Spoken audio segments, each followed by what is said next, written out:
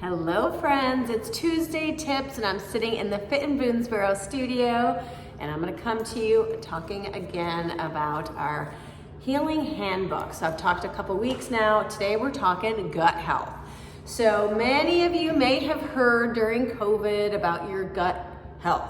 And I know I've talked over the months how important it is. And it really, truly is very, very important. And I'm just going to read you some things. So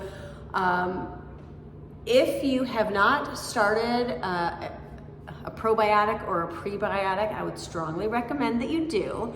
And so for those that don't know me, this is the studio that I pretty much live in, and I'm a health and wellness coach. I've been doing this for many, many years, and I'm all about being the best health that I can be, and I love to serve others and teach and train others to do the same. So gut health.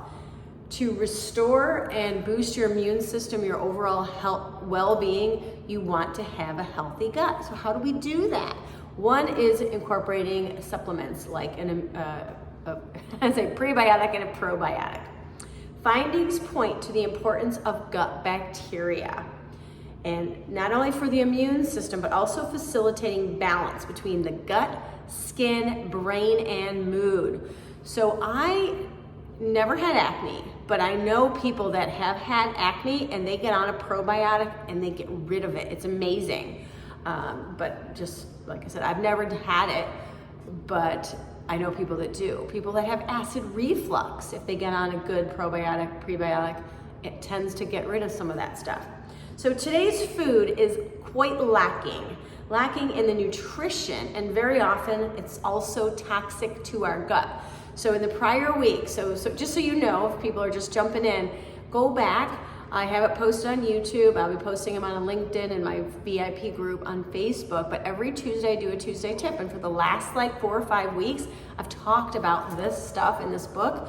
And it's pretty eye-opening. And I'm all about, like I said, being healthier and getting my family healthier. And so some of the chemicals, all the chemicals that are on a lot of the food that we ingest, our gut treats it as like toxic. It doesn't absorb it when you don't want it to, but it kills the good bacteria. So very often the harmful bacteria, harmful herbicides that are put out there on produce, different modified plants. That's why we want to stay away from GMOs. And today there's a growing number of food allergies. So I'd love to hear if you have food allergies, whether it's from, peanut butter it's rampant, you can't, it's for years. But besides for food allergies, autoimmune disorders and also digestive issues. Many people, even young people now have digestive issues. So just think about, malabsorption and poor digestion. They can be the root cause of many things that cause problems, such as, I'm just gonna give you some examples: irritable bowel syndrome, leaky gut. Those are just some of the few. Celiac disease and Crohn's disease. Inflammation of the bowel causes disease and very often food allergies, and it's increased 50% since the 1990s. So gut issues are growing, they're on the rise, and it definitely will show up on your skin. Incidence of eczema as well as other skin allergies has risen 69% in the last 30 years. So that's pretty, it's something to look at and something to think about. So disease begins in the gut. Many people, so when you ask yourself, do you have enough energy? Do you feel good? Do you feel healthy? I do. Thankfully, my lifestyle, I do. I feel healthy. But many people, many middle-aged adults in the Western world can only imagine what it's like to feel great. Isn't that sad? I want people to feel great. I want to be able to help you feel great. And, eating really clean, organic, shopping from local produce markets, right now it's spring, summer is right around the corner, and the farmers markets will be plentiful.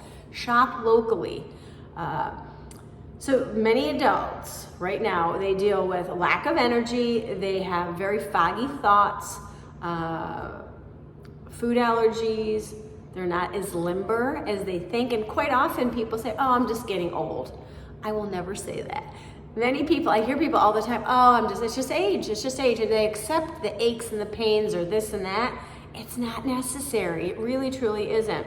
So possessing a strong sense of well-being, feeling really good, feeling healthy, having energy to face your days and not dragging through them, having to drink coffee all day or soda or worse, some of the other energy drinks out there.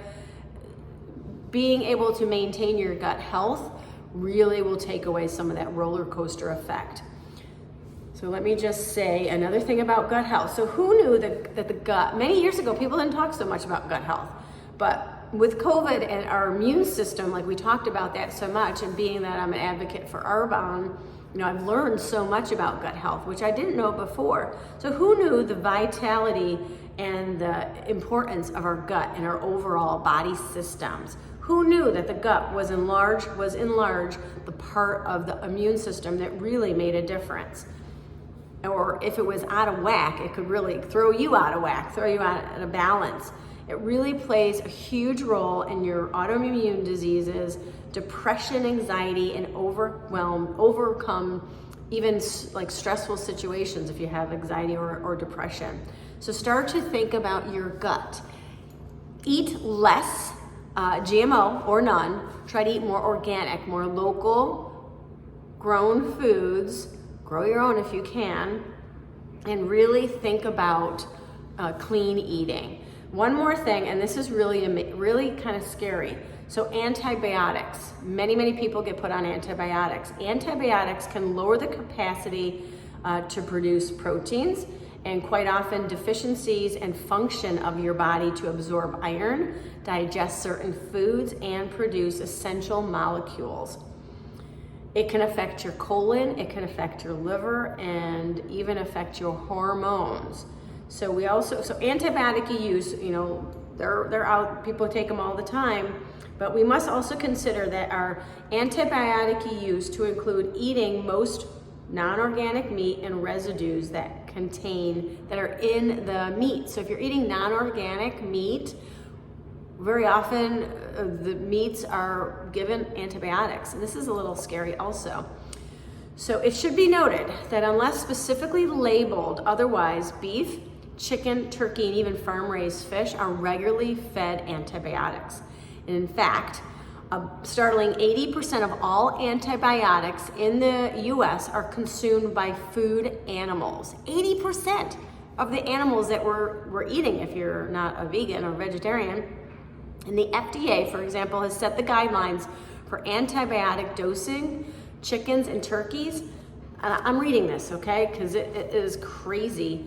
So just digest this for a minute. 80% of the antibiotics in the US are given to the animals that we're eating. Treated animals must be slaughtered for food within 2 days of the last treatment. Individuals with a history of hypersensitivity to quinones should also avoid exposure to this product. Quinolones, I'm not even sure how you say it.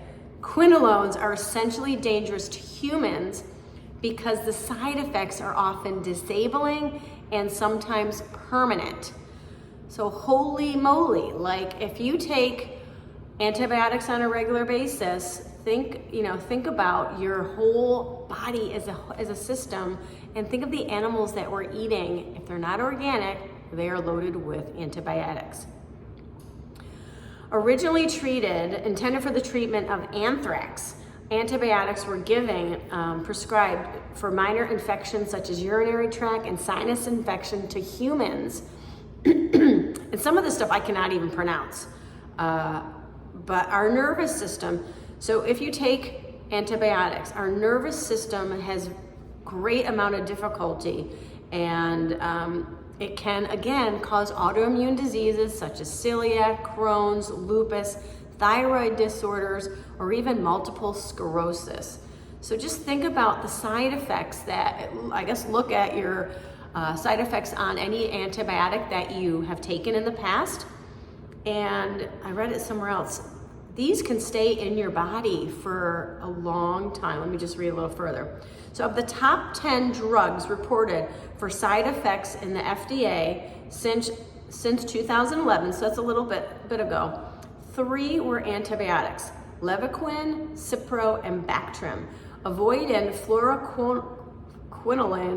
quinolones must include our exposure through non-organic food animals as well as prescriptions for minor illnesses.